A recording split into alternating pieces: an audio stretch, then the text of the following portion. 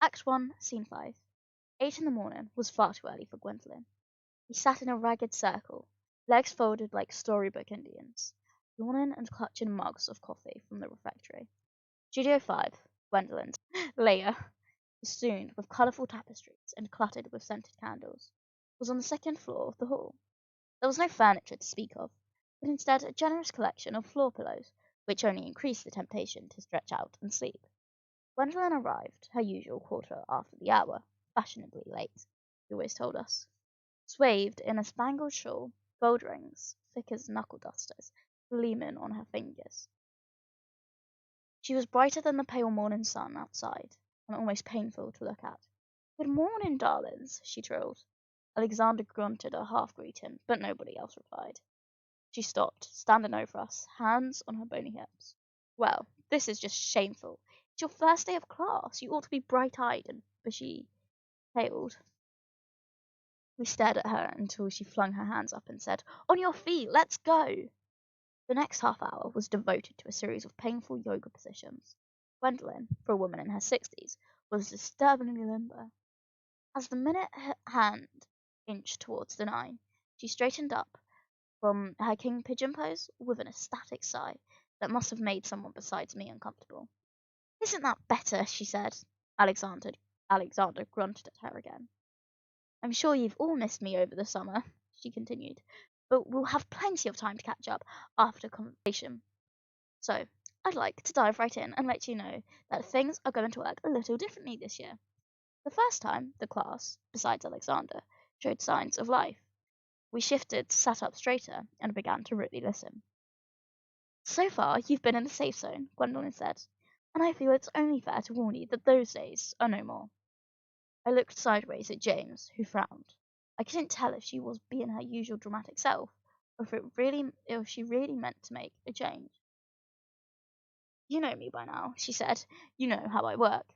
Frederick will coax and cajole you all day long, but I am a pusher. I've pushed you and pushed you, but," she held one finger up, "never too far." I didn't entirely agree. Gwendolyn's teaching methods were merciless, and it wasn't unusual for students to leave her class in tears. Actors were like oysters, she explained, when anyone wanted justification for this emotional brutality. You had to crack their shells and break them open, to find the precious pearls inside. She ploughed ahead. "This is your last year, and I'm going to push you as far as I have to. I know what you're capable of, and I'll be damned if I don't drag it out of you by the time you leave this place." I shared another nervous look, this time with Philippa. Gwendolyn adjusted her shawl, smoothed her hair, and said, "Now, who can tell me what is our biggest impediment to good performance?" "Fear," Wren said. It was one of Gwendolyn's many mantras. On the stage, you must be fearless. "Yes, fear of what?" "Vulnerability," Richard said. "Precisely," Gwendolyn said. "We're only ever playing 50% of a character. The rest is us. And we're afraid to show people who we really are. We're afraid of looking foolish if we reveal the full force of our emotions. But in Shakespeare's world, passion is irresistible, not embarrassing. So," she clapped her hands, and the sound made half of us jump, "we banish the fear, beginning today. You can't do good work if you're hiding, so we're going to get all the ugliness out in the open. Who's first?" Also, that just made me think of, like, it's not Kindergarten Boyfriend, but Shine a Light, is it even called that? The song from Heathers. And it's just the hippie teacher. It's like,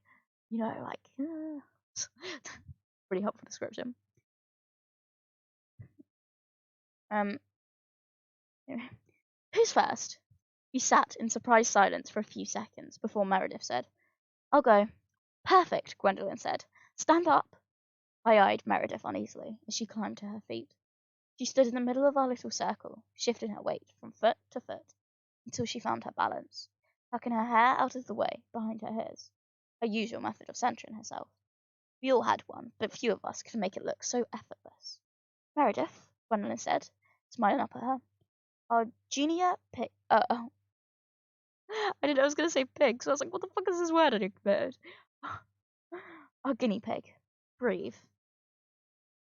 Meredith swayed on the spot, as if at the push and pull of a breeze, eyes closed, lips slightly parted. It was strangely relaxing to watch, and, at the same time, strangely sensual. There, Gwendolyn said. Are you ready? Meredith nodded and opened her eyes. Lovely. Let's start with something easy. What is your greatest strength as a performer? Meredith, normally so confident, hesitated. Gwendolyn, your greatest strength? Meredith, I guess. Gwendolyn, no guessing. What is your greatest strength? Meredith, I think. Gwendolyn, I don't want to hear what you think. I want to hear what you know. I don't care if you sound stuck up. I care what you're good at. And as a performer, you need to be able to tell me. What is your greatest strength? I'm physical, Meredith said. I feel everything with my whole body, and I'm not afraid to use it. You're not afraid to use it, but you're afraid to say what you really mean. Gwendolyn was nearly shouting. I glanced back and forth between them, alarmed at how quickly things had escalated. You're tiptoeing around it because we're all sitting here staring at you, Gwendolyn said. Now out with it. Out! Meredith's easy elegance was gone, and instead she stood with her legs locked, arms held rigidly at her sides. I have a great body, she said, because I work fucking hard at it. I love looking this way, and I love people looking at me, and that makes me magnetic. You're damn right it does, Gwendolyn leered at her, like the Cheshire cat. You're a beautiful girl. It sounds bitchy, but you know what? It's true. More important than that, it's honest. She jabbed one finger at her. That was honest. Good.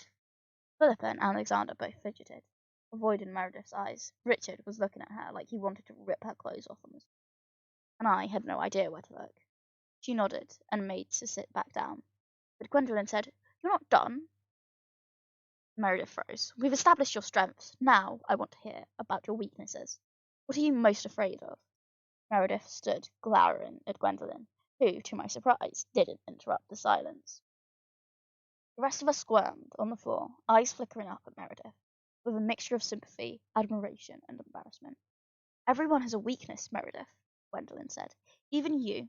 The strongest thing you can do is admit it. We're waiting. In the excruciating pause that followed, Meredith stood impossibly still, eyes burning acid green. She was so exposed that staring at her seemed invasive, voyeuristic, and I grappled with the impulse to yell at her to just fucking say something. I'm afraid, she said, after what felt like a year, speaking very slowly, that I'm prettier than I am talented or intelligent, and that because of that, no one will ever take me seriously, as a performer or a person. Dead silence again. I forced my eyes down, glanced around at the others. Wren sat with one hand over her mouth. Richard's expression was softer than I'd ever seen it. Philippa looked slightly nauseous. Alexander was fighting back a nervous grin.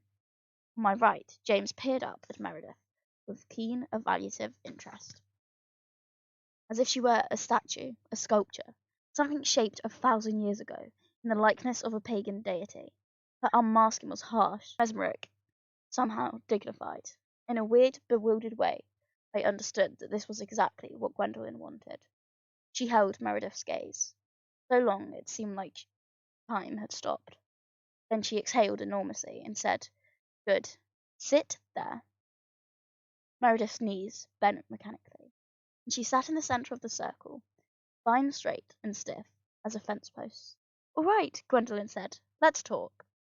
And that is the end of scene 5. These scenes are so quick, but I assume, like, because everyone was like, oh, the book goes to shit in that. I saw one YouTube short, that's what I mean by everyone.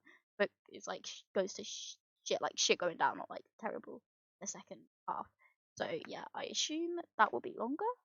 Well, it'll be shorter, and the rest of these will be longer. Sorry. Anyway, yeah, hope you enjoyed. I'm gonna go now because I have hiccups.